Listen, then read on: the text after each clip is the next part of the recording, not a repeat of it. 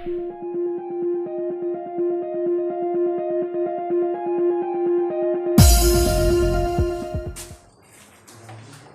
गया। देखिए आज हिस्ट्री का चैप्टर समाप्त हो गया और आज इंग्लिश स्टार्ट होने वाला है। और आज का जो इंग्लिश है स्नैपशॉट चैप्टर से बुक से ये आज का अंतिम चैप्टर है, पोएम है chapter 8 the tale of melon city Vikram Seth. Poem को पढ़ने से पहले इनका समरी और अबाउट द ऑथर के बारे में जान लेंगे, उसके बाद हम पोएम के इसमें चलेंगे। तो आज सबसे पहले हम देखेंगे इसका ऑथर समरी के बारे में कि समरी इसमें क्या कहता है।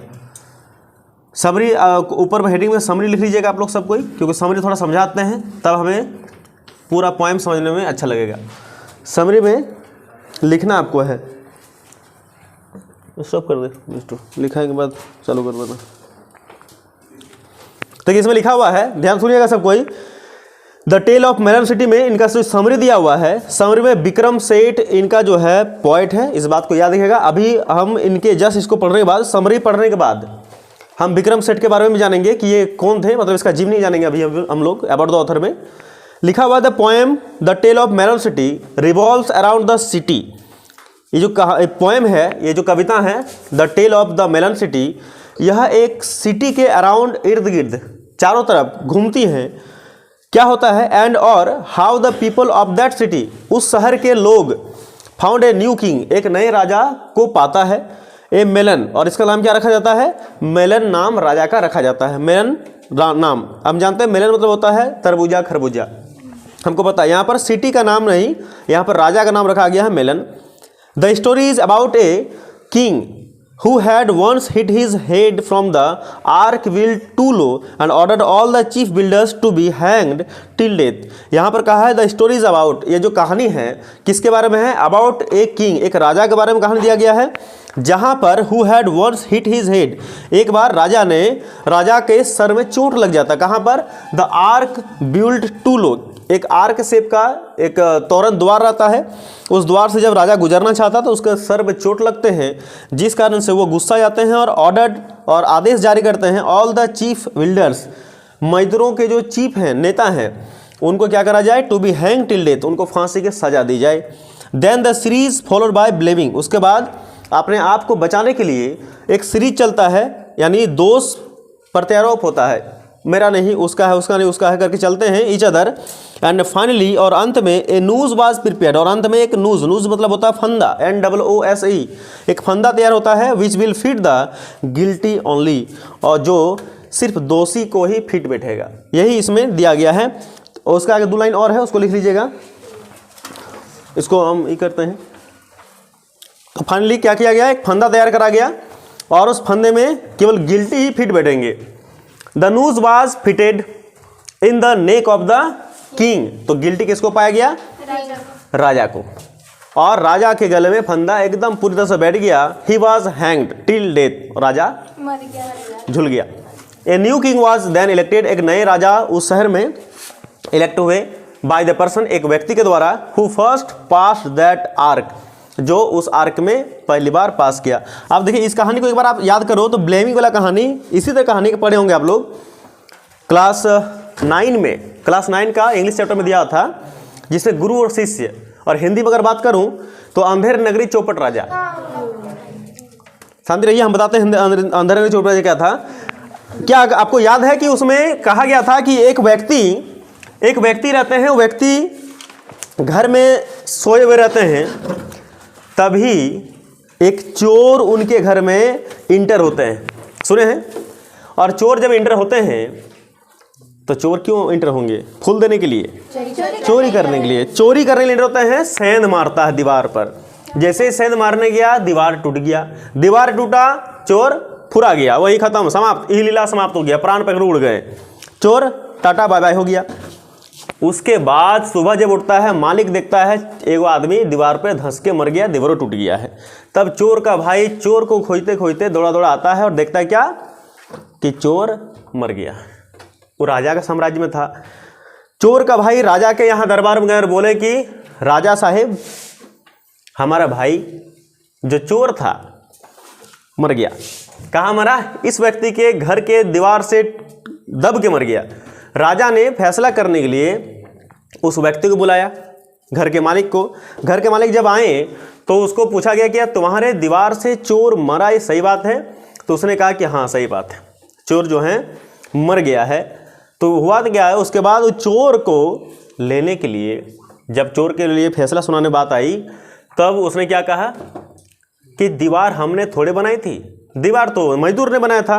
वो दीवार क्या हो गया, कमजोर था तो टूट गया।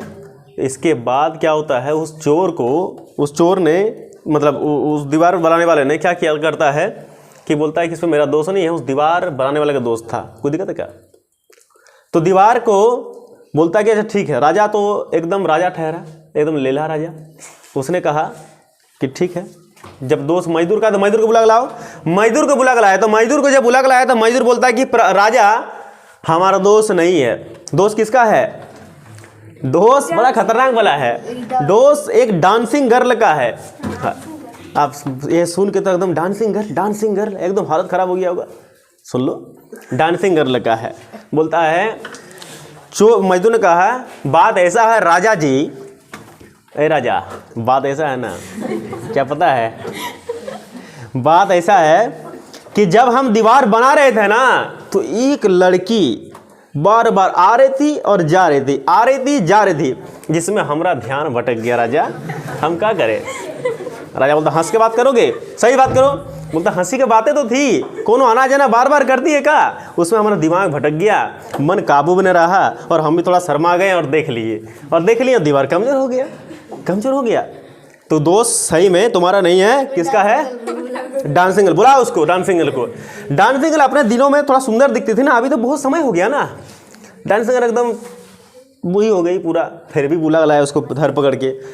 उससे पूछा गया कि बताओ हे लड़की, सही बात है ये जो ना बोल रहा है? तो हाँ बिल्कुल सही है, लेकिन हमारा दोस्त नहीं है राजा जी, हमारा दोस्त नहीं है, माफ़ी चाहते हैं, हमारा दोस्त बिल्कुल नहीं है। तो किसका दोस्त है? कहता ये दोस्त ने एक सोनार का है, अपने आप को बचाने के लिए कि फांसी की सजा ना मिल जाए। राजा लेला था, याद रख लीजिएगा, क्योंकि चैप्टर का नाम ही है अंधेर नगरी चौपट राजा।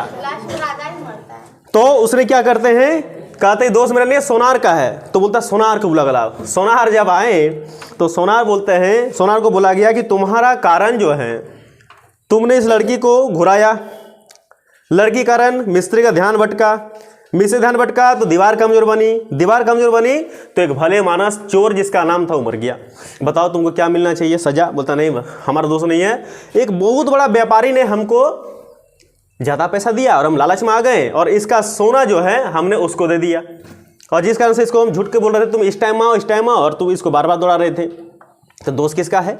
दोस्त उस बड़े व्यापारी का, उस बड़े व्यापारी। इस तरह कहानी आप सुने होंगे, आप अगर पढ़े हो तो सुने होंगे। इसके चलते उस समय उसके बाद राजा ने देखा कि वो बड़े व्यापारी जो था मर्चेंट, वो खत्म हो गया, आप किसको मिला जाए, उसको बुलाने आएगा। तब राजा बोला किसी न किसी तो इसके बदले सजा मिलनी चाहिए। तब राजा ने एक फांसी का फंदा तैयार करा और फांसी के फंदे में बोला इसको झुलाओ। सबका नेक को टांग के देखा, किसी का नेक फिट नहीं बैठ रहा है। ये नहीं कि फांसी के फंदे को थोड़ा सा एडजस्ट कर लिया जाए, मैनेज। राजा इतना ललवा था एकदम, उसी में तो ढुकना चाहिए माथा। कैसे ढुकेगा रे माथा इसमें? तब देखा कि इसमें तो फिट नहीं बैठ रहा है, तब अपने मंत्री को ऑर्डर दिया कि जाओ पूरे साम्राज्य में घूमो और एक इसी तरह का जिसमें फिट बैठ जाए आदमी को पकड़ के लेकर आओ। अब चलते थोड़ा सा फ्लैशबैक में। फ्लैशबैक में ये होता है कि उसी अंधेर नगरी चौपट राजा में एक गुरु एक शिष्य आते हैं। गुरु तो गुरु ठहरा, शिष्य तो शिष्य ठहरा। गुरु आते हैं, शिष्य आते हैं। वहाँ पर देखते हैं कि राजा ने दिन के टाइम में और रात के टाइम में बड़ा उल्टा फर्क रखा है। क्या रखा है कि दिन में सभी को एकदम सो जाओ, दुकान सब बंद कर दो, कोई एक्टिविटी नहीं होनी चाहिए। रात में सब जागो, किसी को काम करना काम कीजिए, किसी को दुकान खोलना दुकान खोलिए, किसी को खेती करना है खेती कीजिए, जागना जागिए। रात को सब काम होगा, दिन में कुछ नहीं काम होगा। इसी को बोलता अंधेर नगरी चौपट राजा। गुरु ने वहाँ जब आया तो देखा कि यहाँ पर हालात ठीक नहीं है, अगर यहाँ हम ज़्यादा दिन रहेंगे तो मर जाएंगे। उसने गुरु चेला को समझाया कि चेला यहाँ पर अगर ज़्यादा दिन रहोगे तो यहाँ पर देखो सब उल्टा हो रहा है, खाना भी सस्ता मिल रहा है। इतना सस्ता कौन खाना देता है क्या? टके सर भाजी टके सर खाजा, मत रहो, चलो यहाँ पर, मेरा मानो हम गुरु हैं, नहीं अच्छा है यहाँ पर। कहा था नहीं गुरु जी हम तो नहीं जाएंगे, क्योंकि जो चेला था ना थोड़ा लालची था, थोड़ा लालच में, और लालच बुरी बला बोलते हो ना, लोभे पाप पापे मृत्यु, तो वही हिसाब किताब था। गुरु चले गए, चेला वही खाने के लोभ लालच में ठहर गया। जब चेला आया था तो एकदम पतला था, सूटी की तरह, जब आया तो बन गया एकदम सांड की तरह, मोटा, गर्दन है मोटा, सब फूल गया पूरा। गुरु चेला बड़ा खुश। अब चलते थोड़ा प्रेजेंट टाइम पर, चेला मोटा गया अभी। अब राजा जब मंत्री को ऑर्डर देता है कि जाओ धर के लेकर आओ, तब किसको लाया गया? मंत्री ने देखा कुछ चेला तो एकदम बिल्कुल परफेक्टे बैठता है, ले आओ उसको धर के। उसको लाया गया, उसको पता ही नहीं कि क्या है, उसको लाया गया, देखा एकदम फिट बैठ रहा है। तभी उसको याद आया अपने गुरु जी की बात कि गुरु ने ठीक ही कहा था कि यहाँ पर सब अंधेर है, यहाँ पर नगरी ही चौपट है, यहाँ रहना हमारे लिए अच्छी बात नहीं है। लेकिन नहीं सुने थे हम। अब पछताने से क्या होता है? चिड़िया चुग गई खेत, ये ना बात है। तो उसने गुरु को मने मने याद किया। गुरु जी आए, और गुरु जी जब आए तो वहाँ उनको कहा कि चलो अब तुमको तो बचाना ही पड़ेगा, शिष्य जो ठहरे हमारे, और ऊपर से राजा चौपट है, इस नगर को भी मुक्ति मिल जाएगी। उसने राजा को बोला कि राजा थोड़ा सुनो हमारे बात, अगर जो कोई व्यक्ति पहली बार इसमें फर्स्ट टाइम फांसी में चढ़ेगा, वो नेक्स्ट टाइम में फिर से इसी का राजा बनेगा। राजा जी खुश। राजा का ऐसा बात है? हाँ एकदम ऐसा बात है। राजा ने कहा कि सब भागो भागो, हमको लगे दो। अपना बंधवा में खुदे माथा भर के झूल गया। राजा भी मर गया, नगर भी मुक्ति हो गया, सब मिनिस्टर प्रजा उर्जा जितने भी थे सबको खुश हो गए। तो ये था वहाँ का अंधेरी चौपट राजा। हमको लग रहा है कहानी सेम टू सेम वही होना चाहिए यहाँ पर भी, क्योंकि यहाँ पर एक दूसरे को ब्लेम कर रहे हैं, दोष दे रहे हैं कि ये आर्क किसने बनाया था। देखते हैं उसके आगे में क्या लिखा रहता है। अब चलते थोड़ा सा अबाउट द ऑथर में, चलते हैं कि उसके बाद कहानी को पढ़ेंगे हम लोग। अब चलते हैं अबाउट द ऑथर में। अबाउट द ऑथर यानी विक्रम सेठ के बारे में थोड़ा जान लीजिएगा। The poem has been written by Vikram Seth. ये तो सबको जानते हैं कि जो पोएम को लिखा गया किसके द्वारा? विक्रम सेठ के द्वारा। इनके आगे बैठ के हल्ला मारती हो यार तो लोग। यहाँ इसे पूछा जाता है एग्जाम में, ऑप्शनल में, एमसीक्यूज में, तो देख लीजिएगा क्योंकि आपका एग्जाम एकदम नजदीक है, 17, 18, 19, तो जान लीजिएगा। इसको पूछ सकता है कि हु वाज बोर्न ऑन 20 जून 1952। विक्रम सेठ का जन्म कब होता है? 20 जून 1952 को, या इस डेट को याद रखिएगा। And he is an Indian poet and also novelist. एक कवि तो हैं, साथ में नॉवेलिस्ट है, यानी उपन्यास भी लिखते हैं। ये दोनों हैं, याद रखना, उपन्यासकार और कवि। Who has written many novels and poem. इनके द्वारा बहुत सारी नॉवेल्स यानी उपन्यास और बहुत सारी कविताएं लिखी गई। फॉर इज नोटेबल वर्क्स, इनके जो कुछ प्रमुख कलाकृतियां हैं, जैसे लाइक द सूटेबल बॉय, ये भी लिखे इन्होंने। द गोल्डन गेट, इनका भी ये भी लिखा हुआ इन्हीं के द्वारा। और अंतिम है इक्वल म्यूजिक। इस तरह करके मैनी मोर बहुत सारे हैं जिनको विक्रम सेठ ने लिखे हैं। ये कुछ प्रमुख है जिनकी चर्चाएं अक्सर होती रहती हैं। तो तीनों का नाम याद रखिएगा, suitable boy, golden gate and equal music. Vikram Seth के द्वारा ही लिखा गया है। अब लिखा गया तो कुछ मिलना चाहिए, तो he has been awarded Padmashri, Sahitya Akademi award, crossword award and many more have adorn his अलमीरा।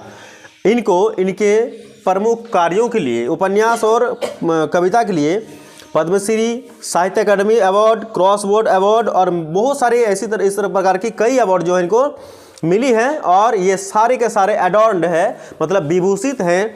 कहाँ पर? इनके अलमीरा में सुसज्जित ढंग से रखा गया है। सब चीज़ आप उसको देख सकते हो। इसके बाद 2 लाइन और है, उसको तो देख लेते हैं, फिर चलेंगे। सब समझ में है। उसके बाद देखिए क्या लिखा था इनका कि through this poem, Vikram Seth जो है इस पोएम के माध्यम से, through this poem he tells about the city, वह एक सिटी के बारे में कहना चाहता है। Where the king has ordered chief builder, जहाँ पर एक राजा के द्वारा एक चीफ बिल्डर को आदेश दिया जाता है to be hang till death, फांसी का, as he found them guilty of building yellow arch, क्योंकि राजा ने क्या पता है कि वो जो बिल्डिंग को बनाया था, जो बहुत ही नीचे करके बना दिया था, लो करके बना दिया था, उसको बनाने वाले जो दोषी हैं वो चीफ बिल्डर ही हैं, इसलिए उनको फांसी की सजा सुनाया जा रहा है। तो यहाँ तक था विक्रम सेठ के बारे में, अबाउट द ऑथर के बारे में। अब चलते हैं बुक से हम लोग।